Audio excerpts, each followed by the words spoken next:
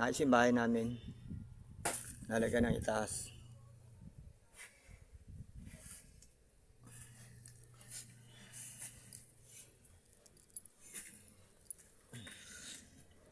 Poste ng dalawa. Ayan, lalaki ng baka, laban sa third floor.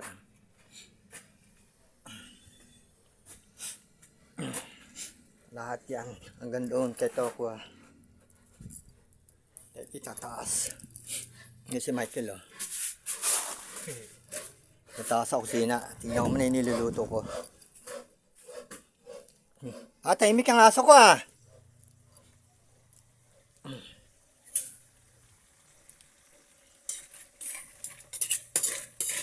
Ayan, gatang talapi, gatang alimasag na may kalabasa, talong, matching, piritong halumahat, galunggong.